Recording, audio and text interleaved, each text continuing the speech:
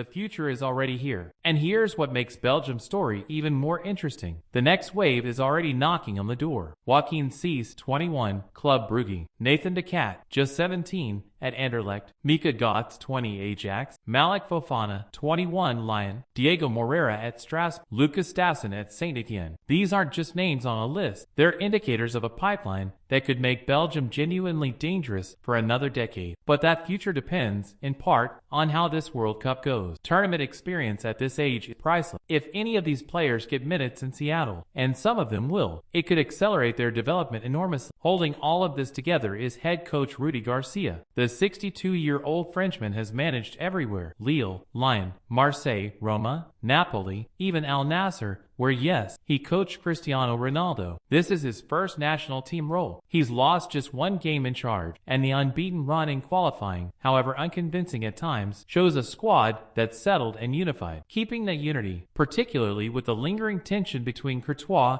and De Bruyne, will be one of his biggest jobs. These veterans used to have senior figures around them to smooth things over. Now they are the senior figures. Can they finally do it? Belgium enter Group G as heavy favorites. Win the group, and they'll play their round of 32 game right here in Seattle. Advance again, and their round of 16, potentially against the United States men's national team if the hosts win their group, would also be in Seattle, a city that may know this Belgian side better than anywhere outside Brussels by the time this is done. This is not the Belgium of 2018. They're not quite as gifted, not quite as deep, and they carry the scars of a generation that couldn't quite get there. But they have enough. They have Doku's pace. They have De Bruyne's vision. They have Courtois' hand. And they have something the golden era squads sometimes lack: a hunger from a younger generation with nothing yet to lose. Is this Belgium's last dance? Or the opening act of something new? Maybe, in Seattle this summer, it'll turn out to be both. Let us know what you think. Drop your Belgium World Cup prediction in the comments below. And if you haven't already, subscribe and hit the bell so you don't miss our full coverage of every team at the 2026 World Cup. We'll see you in the next one.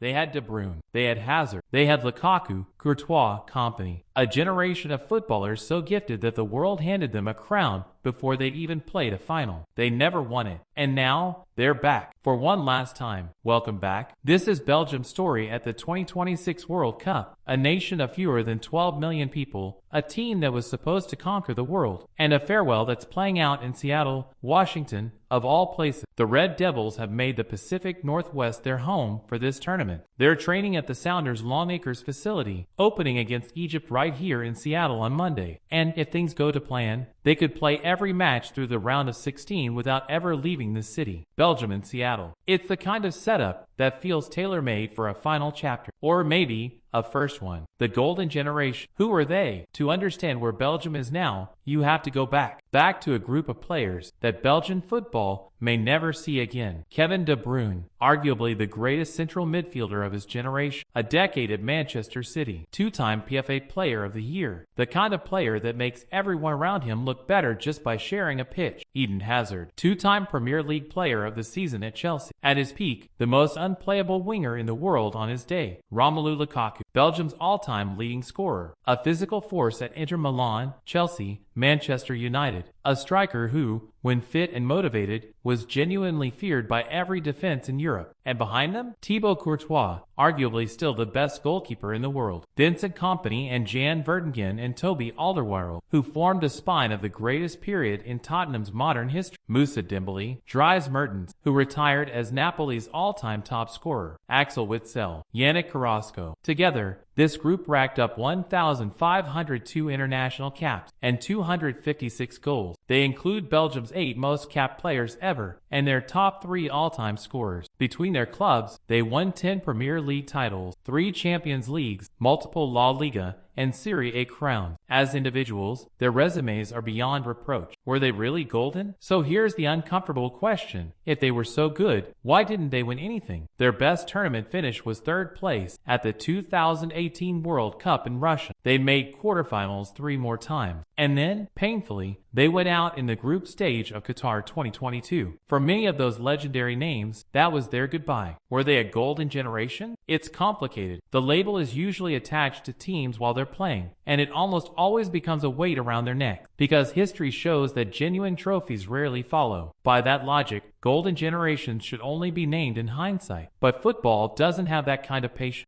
Here's the thing though. Belgium had qualified for just 15 of 23 World Cups ever played. Not bad for a country of 12 million. But before 2014, they'd been absent from international football for 12 straight years. 5 consecutive tournaments missed. Their 2014 and 2018 performances marked only the second and third times Belgium had ever reached the World Cup quarterfinals or beyond. Third place in 2018 was the best they'd ever been as a nation. So yes, Golden Generation. It didn't end with a trophy, but it absolutely fit. The new Belgium, how do they compare? So where does that leave them now? Belgium is in the middle of a generational transition, and like all transitions, it's been messy. They went unbeaten in Euro 2024 qualifying, then finished second in a group they were heavily favored to win: Romania, Slovakia, Ukraine, before getting knocked out by France. Manager Domenico Tedesco was sacked. In World Cup qualifying, they went unbeaten again, but drew away to Kazakhstan, ranked 114th in the world. They only topped their group by 2 points over Wales. Let's break down where this new Belgium actually stands, position by position. Up front, there's reason for optimism. If Lukaku stays healthy, he's still a goal threat. Jeremy Doku, 23 years old, Manchester City, is already one of the most electric wingers in the Premier League, almost impossible to handle in space. If he adds goals to his game, he could reach the very top tier. Leandro Trossard is having one of the best seasons of his career at Arsenal. It's a functional front three, just not as dangerous as the one they're replacing. Doku is not yet Hazard. Trossard is not Merton. Grade, declined, but not drastically. Midfield is where things are most comparable to the golden era. De Bruyne, now at Napoli, is still involved. He's not at his peak, but he remains a world-class operator. Yuri Tielemans and Andre Onana from Aston Villa form a solid double pivot behind him. The depth is thin, but the quality in the starting 11? Actually similar to what they had. Grade, comparable. Defense is where the gap is most stark. Kompany, Vertonghen, Alderweireld, those were elite, proven center back. What Belgium have now is promising but unproven. Zeno de Bast is 22, exciting, but lacks experience. Arthur Thate has had a difficult club season. They've recalled 33-year-old Brandon Metchler, a man with just 3 caps before this year, which tells you everything about the situation at the back. Grade, declined, significantly. Goalkeeping, though? This might actually be Belgium's strongest position. Courtois, if fit, is still among the very best in the world. Behind him, Matt Sells was outstanding for Nottingham Forest, and 22-year-old Altay Baynder,